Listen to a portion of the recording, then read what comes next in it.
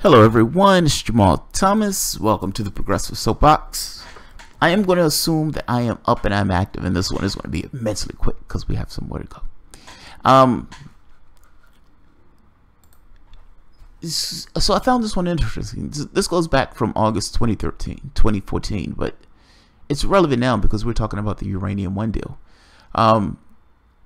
It hit in the heel, this whole thing of Clinton being bribery, Russians trying to get close to Hillary Clinton by bribing Bill Clinton with these idea of speeches and money going to the Clinton Foundation. So it's this idea of money influencing behavior in the State Department. Hey, here's a bunch of money to your Clinton Foundation. Here's some money and some speeches, and oh, just so happened we're going to approve this weapons deal.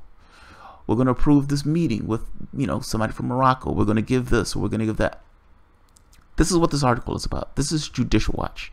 Judicial Watch likes to call themselves independent my ass. They have a bone to pick with Hillary Clinton, and they go after him like a pit bull. But they use legal means in order to try to get the information to do so. Everyone has a bias. You need to understand what that bias is to figure out what parts of what they're saying is true and what parts are not. Sometimes you have to discount all of it because the bias is just ridiculous, even if something being said is true. In this case, it's not that Judicial Watch lies. It's just they're very specific in who they go after. I'll put it that way. So this is State Department approved 215 Bill Clinton speeches, controversial consulting deal worth $48 million, Hillary Clinton's copy on all decisions. COS is copied on all decisions. A joint investigation by the Washington Examiner and the nonprofit watchdog Judicial Watch found that former President Bill Clinton gave 215 speeches and earned $48 million while his wife presided over the United States foreign policy, raising questions about whether the Clintons fulfill ethical agreements related to the Clinton Foundation during the Hillary Clinton's tenure as Secretary of State. Now, come on, that's a little dicey. Your husband is out there making money through speeches and everything else, and we're supposed to believe that that in no way influences his wife, who's back home, handling affairs for the United States State Department. Is it possible, to any degree that's possible, that somebody wanted to influence behavior with regards to the United States State Department, either get favors, get access, and just so happened maybe gave Bill Clinton a speech? Maybe put a little money in Bill Clinton's pocket, and lo and behold, here's something for his wife. According to documents obtained by Judicial Watch and released Wednesday in an ongoing Freedom of Information Act case, State Department officials charged with reviewing Bill Clinton's proposed speeches did not object to a single one. Some of the speeches were delivered in global hotspots and were paid for by entities with business or policy interests in the United States. The documents also show that in June 2011, the State Department approved a consulting agreement between Bill Clinton and a controversial Clinton Foundation advisor, Doug Bann. The consultancy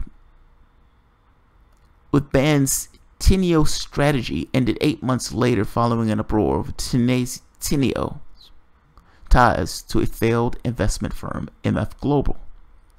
State Department legal advisors, serving as designated agency ethics officials, approved Bill Clinton speeches in China, Russia, Saudi Arabia, Egypt, United Emirates, Panama, Turkey, Taiwan, India, the Cayman Islands, and other countries. The memos approving Mr. Clinton's speeches were routinely copied to Cheryl Mills, Hillary Clinton's senior counsel and chief of staff. Well, right off the bat, you can see what they're trying to say. They're trying to say that, look, Bill Clinton's giving speeches in all these places. And is it likely that the people who he's giving speeches to would want some kind of association with the United States government? And just so happened that Bill Clinton's wife is in the State Department of the United States. Is it possible that money coming into one hand affected behavior in the other? I don't think they're crazy for asking this question. I ask this question when politicians are getting huge amounts of cash, and then you can look at the data and it's showing they're leaning a particular way. They're human beings. If you're giving them money to do something, guess what? They're going to do the things that you're giving them money for. At the very least, their ears are going to be open. Their eyes are going to be wide. And they're, for the most part, going to have an emotional bias in a particular direction towards the cash. I don't think it's crazy. I don't think people have this superhuman integrity of sorts. If you're giving them cash and you're trying to get influence, maybe they'll whisper in Hillary Clinton's ear that, hey, maybe this person wants a favor. Maybe this person just wants to talk to you. Maybe this person wants to do X or Y, whatever. But what it boils down to is your husband is taking money. And if in any way at all that influences the behavior that takes place at the State Department, that is a problem. I don't think they're crazy for bringing this up and asking the question. I'm going to put this article at the bottom. I'm not going to go through the entirety of the article. It's just this thing of, you would think that if somebody is in the State Department, there will be some measure in place that says, hey, your husband, it's a little dicey for your husband to be interacting with these entities abroad that have interests in the United States, particularly since you yourself are in the State Department. Are you telling me that the only line of defense for having any of these countries influence our State Department through Bill Clinton is the integrity of Hillary Clinton?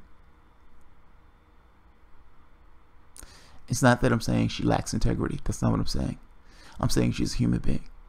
And as human beings, if you're giving something that advantages you in a particular way, I don't think it's crazy that you lean that particular way. I'm saying that's a problem with regards to our foreign policy. Cash should not be influencing our foreign policy. All right, so I'll leave it at that. All right, guys, I'm going to get out here before my wife kills me. If you enjoy the content, feel free to share, like, subscribe, and of course, you can always support through Patreon. Thanks, guys.